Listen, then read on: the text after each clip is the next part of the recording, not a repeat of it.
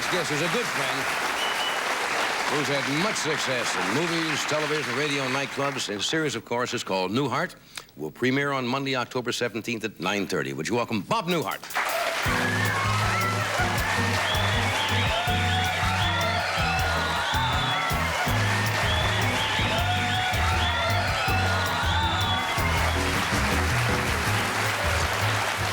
I enjoyed the interview with the chief. Nice man. A thought crossed my mind. It might be a nice gesture on your part to donate your DeLorean to the... That's right.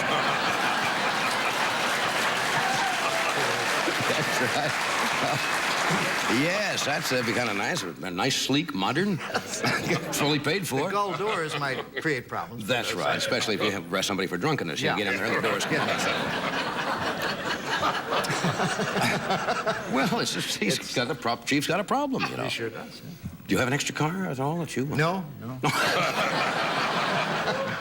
Look, I've known you for what, 20 years? Something like that? At least 20. At least 20 years. You're so successful, and you still dress.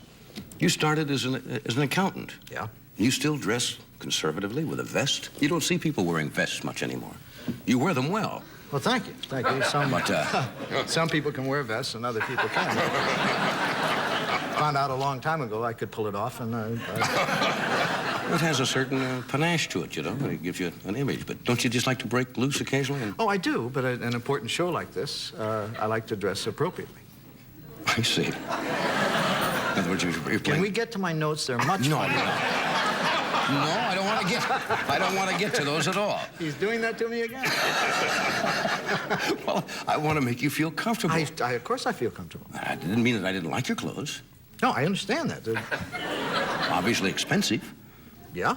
And, okay, moving along now. Okay. You were in 2020 recently. Yes. And you made some statements. One of them was that there'll always be comedians around, as long as other people, or people do stupid things. Is that close? That's right. That's comedians, we're very lucky. I mean, singers come and go, but as long as people do stupid things and we watch them, then we will work. Because we do them. That's right. And we comment on this. For instance, I did a stupid thing this week. And tell us about it.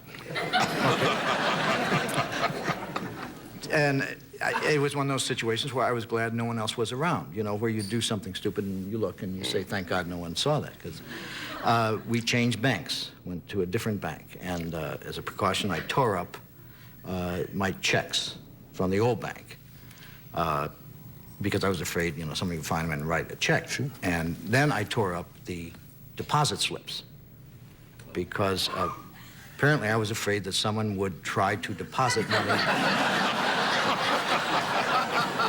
in your name to my old account. Sure. And pictured getting a call, you know, from the police saying, we've caught the guy who's been doing this. And do you want to prosecute? And say, well, of course I want to prosecute. He could go out, if you let him off, he could be depositing money in other people's accounts. How much has he got in there? Yeah. And then you felt foolish all of a sudden. You didn't want anybody to see that. I'm glad nobody was around, and here I am telling it. Yes, so you're right. Another thing, I went to we really don't read labels. I went to a vitamin store, and I get intimidated in most stores, hardware stores and vitamin stores, because I like to pretend I know, you know, but I don't really know. And I ordered something, and the woman said, would you like that natural or pre-digested? And I said, pre-digested. And I took it, and I got in the car, and then I realized, I began to picture how do they get it back in the bottle? I mean, I'd like a picture of the guy that pre-digested. Does this kind of work for a living? I have no idea how they do that. I don't know exactly what that means either. Were these vitamins or something? Vitamins, yes. You take vitamins? I haven't taken, I didn't used to do that. I'm doing it now. There's a whole thing about that life extension thing, you know, that they claim with vitamins you can live to be 120, 130 years old. Yeah. You know, but would you want to? You know, I don't know. I really don't. That's the question they haven't answered. That's right. What do you do if you retire at 70? What do you do for 45 years, 50 years? Well, not only that, but I mean, there are going to be a lot more people around, you know, and it's going to be pretty crowded, you know, and not a lot of space, you know, and you're going to be, you know, standing around like...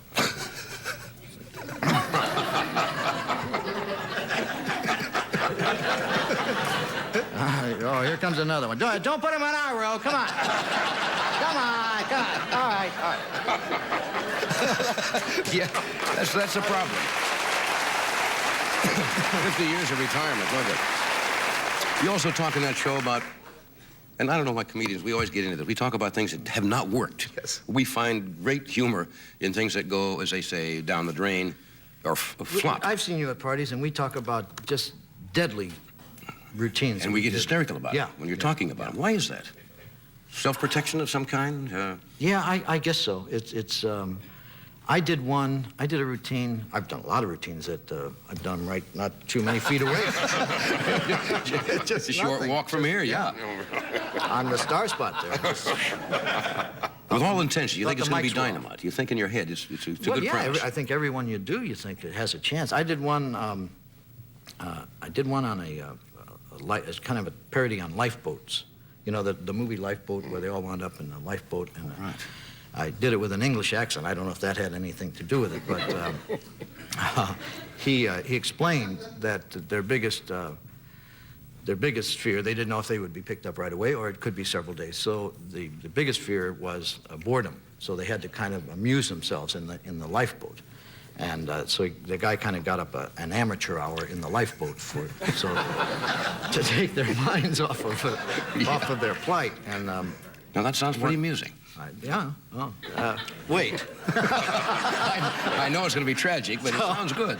So one guy raised his hand and he said, and what do you do, sir? And he said, you're able to take your eyeglasses off with your tongue. I don't think that's quite, and that was pretty much the No, I always thought that was funny. Then it ended with, it happened to be a flamenco team. It happened to be in the lifeboat. Don't tell me. And they danced and put holes in the boat. I had to get out of it somehow. Didn't you do a routine once about Hungarian singer? I've done about 3 versions of Hungarian singer on the Ted Mack Amateur Hour. That's the premise. Yeah, I don't know why I'm fascinated by that, but it's a man who he gets on the old Ted Mack Amateur Hour and he says, I escaped Hungary in 1956 and come to America, and I used to listen Voice America in Hungary, but it's dangerous in Hungary. You listen Voice America because they can put you in prison and throw the doors away. keys away. But I listen in corner of attic, the Metropolitan Opera broadcast and learn to sing the song I'd like to do now, Vesti Lejuba, which I learned from listening Voice America in Hungary. Go right ahead. Good luck. Vesti Lejuba.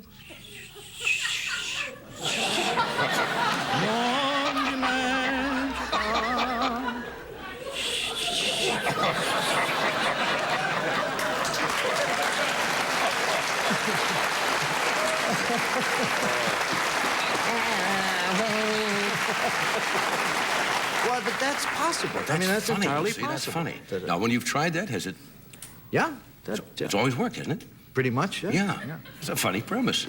We'll take a break. We'll be right back. Is that instructions, Fred, as I understand them? Yeah, I don't really understand them, but...